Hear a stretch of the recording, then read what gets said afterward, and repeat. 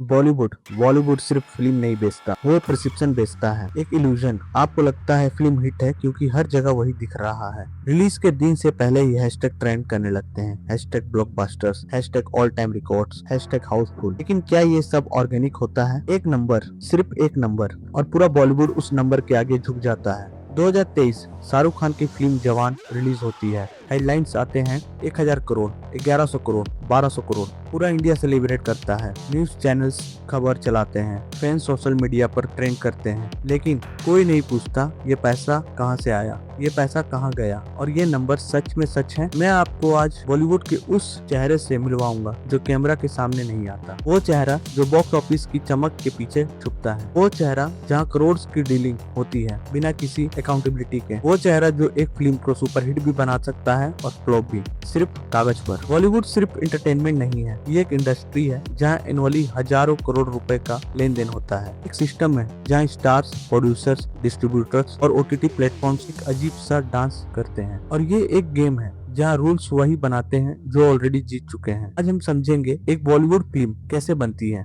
इसका पैसा कहाँ से आता है, बॉक्स ऑफिस नंबर सच में है या झूठ, ओटीटी ने इंडस्ट्री को कैसे बदला, और क्यों साउथ इंडियन सिनेमास ने बॉलीवुड को उनकी ही जमीन पर हराया। ये एक डॉक्यूमेंट्री है, फैक्ट्स की, नंबर्स की और उन सवालों की जो बॉलीवुड चाहता है कि आप कभी पूछो ही मत। चलते हैं सबसे पहले उस जगह जहाँ बॉलीवुड का सबसे बड़ा जादू होता है, बॉक्स ऑफिस। आप सोचते हैं बॉक्स ऑफिस एक ट्रांसपेरेंट चीज है, टिकट्स बिकती है, नंबर्स आते हैं, बस सामने आता है। काश ऐसा होता। बॉलीवुड में एक कंपनी है जिसका नाम है कॉम स्कोर, एक और है बॉक्स ऑफिस मोजो। ये दोनों कंपनीज रियल टाइम में हर सिनेमा हॉल से टिकट सेल डेटा कलेक्ट करती हैं, डायरेक्टली, ऑटोमेटिकली, बिना किसी स्टूडियो के इन्वॉल्वमेंट के। मतलब अगर बॉलीवुड कोई फिल्म $500 मिलियन कमाती है तो ये नंबर इंडिपेंडेंटली वेरीफाइड होते हैं। कोई स्टूडियो नहीं बता रहा, डाटा खुद बोल रहा है। तो इंडिया में आते हैं। इंडिया में कोई ऐसी इंडिपेंडेंट गवर्नमेंट वेरीफाइड बॉडी नहीं है जो बॉक्स ऑफिस नंबर्स को कंफर्म करे। नंबर्स आते हैं डायरेक्टली प्रोडक्शन हाउस से, डायरेक्टली स्टूडियो से, डायरेक्टली डिस्ट्रीब्यूटर से। मतलब जिस फिल्म का प्रोड्यूसर कहता है मेरी फिल्म ने 800 करोड़ रुपए कमाए, उस क्लेम को वेरीफाई करने का कोई ऑफिशियल मैकेनिज्म नहीं है।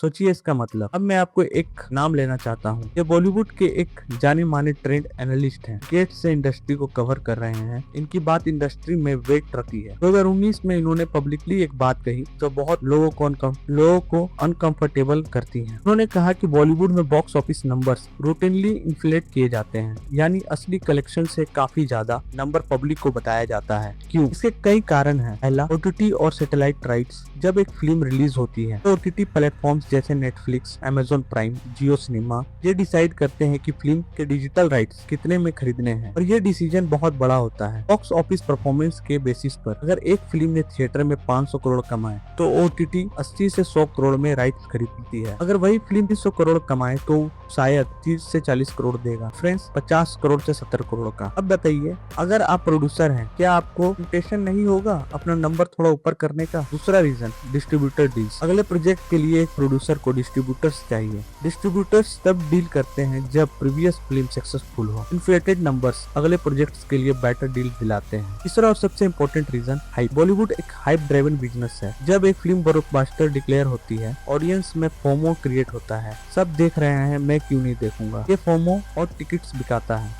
तो बॉक्स ऑफिस नंबर इन्फ्लेट करो और उस हाइप से और ज्यादा रियल कलेक्शन आ जाता है। ये एक सेल्फ फुलफिलिंग प्रोफेसी है। अब मैं क्लियरली बोलूंगा, ये एलिगेशन है स्पेसिफिक स्टूडियोज या फिल्म्स पर मैं एक फिंगर आउट नहीं कर रहा, लेकिन ये एक सिस्टमिक प्रॉब्लम की तरफ पॉइंट करता है। जब तक इंडिया में एक independent government verified box office tracking system नहीं आता, तब तक हम सच और झूठ में फर्क नहीं कर पाएंगे। और शायद बॉलीवुड यही चाहता भी है। चलो अब एक असली सवाल पूछता हूँ। बॉलीवुड फिल्म बनाने के लिए करोड़ का पैसा चाहिए, ये पैसा आता कहाँ से है? एक एग्जांपल लेते हैं। मान लीजिए कि एक फिल्म का बजट है 150 करोड़ रुपए। ये एक एवरेज बजट नहीं, ना बहुत बड़ा ना बहुत छोटा। अब सोचो ये 150 करोड़ कहाँ जाते हैं? इंडस्ट्री सोर्सेस और एनालिस्ट रिपोर्ट के बेसिस पर टिपिकल ब्रेकडाउन कुछ ऐसा होता है। लीड एक्टर की फीस 40 करोड़ से 60 करोड़, यानी बजट का 30 से 40%। डायरेक्टर की फीस 5 से 15 करोड़, सपोर्टिंग कास्ट 5 से 10 करोड़, टेक्निकल क्रू 10 से 15 करोड़, सेट्स और लोकेशन 10 से 20 करोड़, एपेक्स 10 से 30 crore, depending on film. Marketing और प्रमोशन 20 से 40 करोड़, बाकी मिसलेनियस। अब रुको, मुझे ये नंबर फिर से बताओ।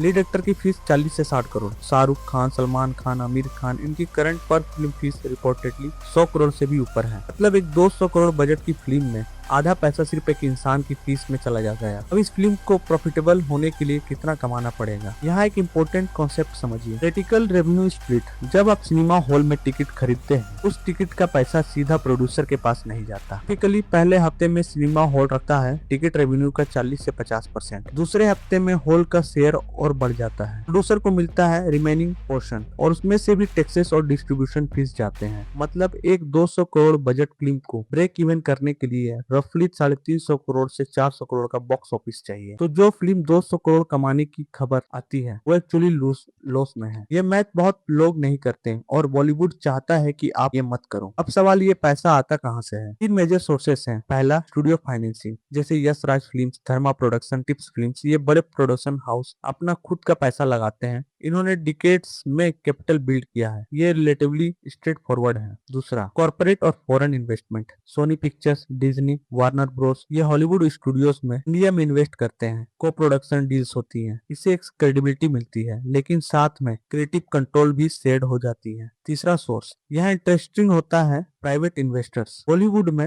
हाई नेटवर्थ इंडिविजुअल्स अपना पैसा लगाते हैं, कभी ब्लैक मनी को व्हाइट करने के लिए, कभी कभी सिर्फ इंडस्ट्री का हिस्सा बनने के लिए। ये इन्वेस्टर्स कभी पब्लिक में नहीं आते, क्रेडिट में इनके नाम नहीं होते, लेकिन पैसा नहीं का होता है। और यहाँ एक डार्क चैप्टर है जो बॉलीवुड कभी ओपनली डिस्कस नहीं करता। 90s के समय में बॉलीवुड और मुंबई अंडरवर्ल्ड के बीच कनेक्शन एक ओपन सीक्रेट था। दाऊद इब्राहिम का नाम फिल्म फाइनेंसर्स के साथ जोड़ा जाता था। क्रिएटर्स मिले, डायरेक्टर्स को एक्सटॉर्शन हुआ, कुछ शूटिंग भी हुई। 2011 में इन्फोर्समेंट ने इन्वेस्टिगेट किया। कई फिल्म्स में हवाला मनी का यूज, यानी इलीगल बाहर से लाया गया काला पैसा। ऑफिशियल वर्जन कहता है ये सब बंद हो गया है, लेकिन इन्वेस्टिगेटिव जर्नलिस्ट और ईडी के हिस्टोरिक रिकॉर्ड्स बताते हैं फिल्म फाइनेंसिंग का सिस्टम अभी भी उतना ट्रांसपेरेंट नहीं है जितना होना चाहिए। ये मैं एलिगेशन नहीं कर रहा, मैं सिर्फ एक सवाल पूछ रहा हूँ। एक ऐसी इंडस्ट्री में जहाँ कैश ट्रांजैक्शन कॉमन है, जहाँ अकाउंटेबिलिटी मिनिमम है, क्या हम सच में कॉन्फिडेंट हो सकते हैं कि सब कुछ क्लीन है? ये सवाल पूछना जरूरी है। मार्च 2020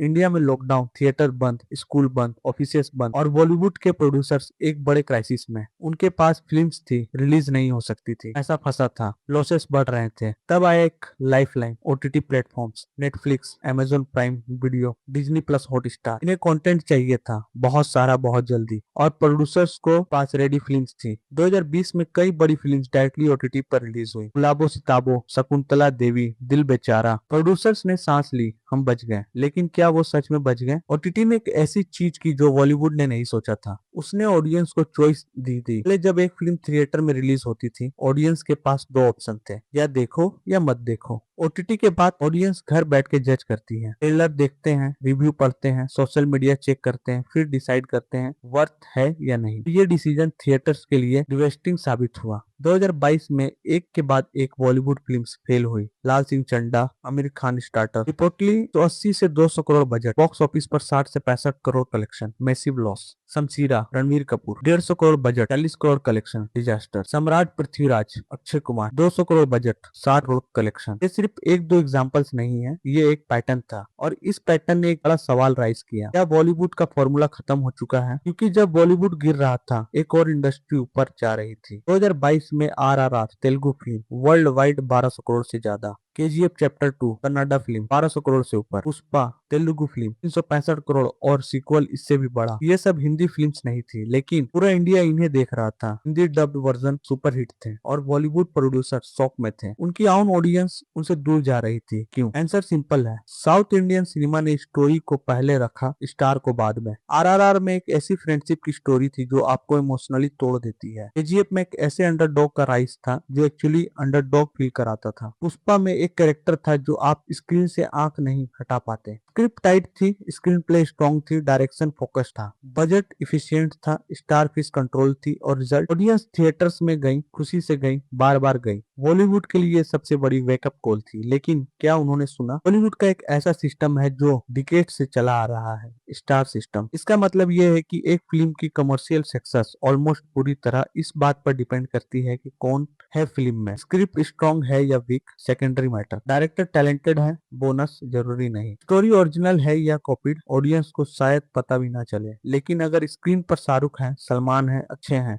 डिस्ट्रीब्यूटर डील मिलेगी, सिनेमा हॉल मिलेगा, मार्केटिंग हाइप मिलेगी। ये मॉडल एक टाइम में काम करता था जबकि कंपटीशन सिर्फ टीवी था, ऑडियंस के पास ऑप्शन नहीं था, जबकि इंफॉर्मेशन स्लो थी, रिव्यू सोशल मीडिया पर वायरल नहीं होती थी, जबकि ओटीटी नहीं था, हर फिल्म एक इवेंट थी। वो जमाना गया। अब एक इकोनॉमिक रियलिटी समझिए, अगर एक एक्टर 100 करोड़ फीस ले रहा है और फिल्म का टोटल बजट 200 करोड़ है, तो 50% बजट सिर्फ एक इंसान की पॉकेट में गया। फिल्म को ब्रेक इवन करने के लिए थिएटर्स और टैक्सेस के बाद शायद 400 करोड़ का कलेक्शन चाहिए, और अगर फिल्म फ्लॉप हो तो लॉस सीधा प्रोड्यूसर, डिस्ट्रीब्यूटर और इन्वेस्टर्स को होता है। एक्टर अपनी फीस पहले ले चुका होता है। ये एक अजीब इक्वेशन है। रिस्क सब उठते हैं, रिवॉर्ड स्टार पहले लेता है। साउथ इंडियन सिनेमास ने इस इक्वेशन को तोड़ने की कोशिश की। स्टार्स वहां भी हैं, लेकिन उनकी फीस रिलेटिवली कंट्रोल्ड है और प्रोडक्शन क्वाइटली ज्यादा इन्वेस्ट किया जाता है। अब कुछ इंटरेस्टिंग चीजें होने लगी हैं। 2023 में 12th फेल रिलीज हुई। डायरेक्टर विदु विनोद चोपड़ा, बजट सिर्फ 7 crore, box office collection 70 crore से ऊपर। कोई बड़ा स्टार नहीं, विक्रांत मैसी, एक टैलेंटेड लेकिन